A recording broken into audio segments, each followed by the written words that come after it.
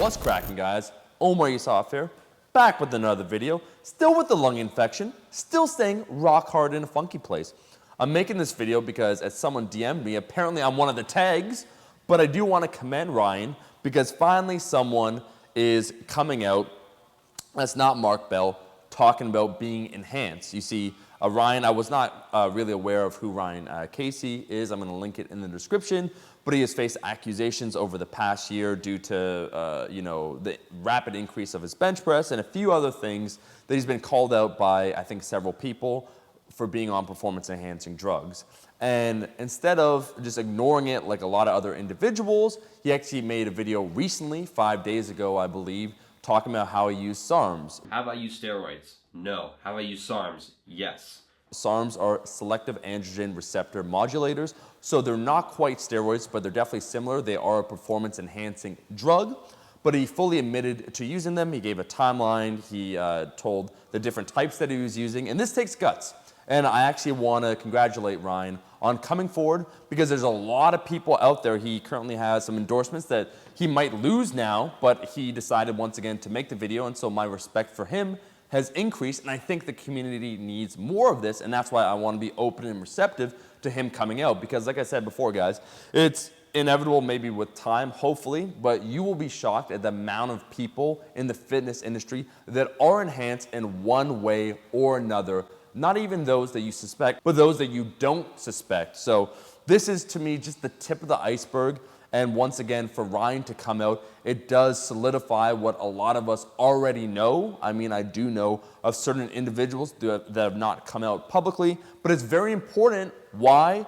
Once again, the skewed perception of what's possible as a natural lifter. And so if you're natural and you're lifting and you see all these individuals, you're like, wait a second, I'm 18-2 and I'm not benching 405. Am I doing it wrong? Do I have shit genetics? No, you don't. Maybe actually you have average genetics or above average genetics, but because you see all these people making rapid gains, it discourages you. And so I think a realistic look at what's possible is always very important. Not to say that you shouldn't aim for the stars, but you should be proud of your gains.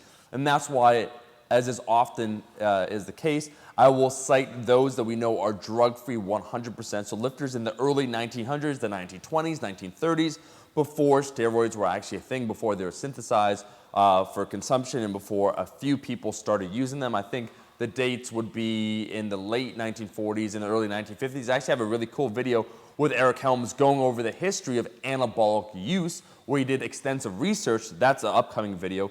But the point remains, we can look at people that we know are 100% natural for inspiration that have great physique. So it's not an issue of, oh, well, if you're natural, you should just consider that you're mediocre. It's no, people are perpetuating these false ideas of what you can achieve, and that's potentially dangerous, especially for young lifters out there. And that's why I think strength has become so important for many people, because strength is objective. If I do A, B, C, D, I will get stronger, right? Whereas building muscle, it could be a little bit more subjective, where you're taking a look at yourself in the mirror, you're like, am I making progress? But wait a minute, this guy online is making so much more progress. So once again, I do want to commend Ryan for coming out, being open, admitting to it. I think more people need to be like you, Ryan, and so my hat is off to you for doing this. I think it also takes guts, because once again, now you stand to lose, and I think it's interesting that there's certain companies that, once again, they know, and I'll just say this without going into too much details. These companies have to know that their athletes are enhanced, but if an athlete publicly admits it, so is truthful about it, then they get banned, then they're going to be dropped. But if they're on, and it helps the company's image and helps them sell more of whatever they're trying to promote, supplements, doesn't matter, then it's all good in the hood. And so I think that's actually an issue. I think being complicit, knowingly complicit, and then firing or punishing those that then admit it, where everyone knows that you're already using it, I think that's a problem. So again, I just want to say that in this community, I think more dialogue needs to be established. I think more open communication, so people know what's realistic and what's not realistic. So people like Ryan coming forward is actually very important. So this is only the beginning. Do the damn thing, do what you love, know why you lift in the first place, and pursue all your goals, and I hope personally that you achieve them. Anyways, just thought I'd make this quick video. I don't want to participate in any sort of gossip, but this is an important moment when it comes to the fitness community, and hopefully is the start of something much larger that we see happen, a paradigm shift. I got to get out of here. If you guys enjoyed the video, make sure to like the video. Apologies for this cough. This lung infection house, that damn Pop-Tart did me in. Like the damn video, and I'll see all you guys, my rascals, in that next one. Peace!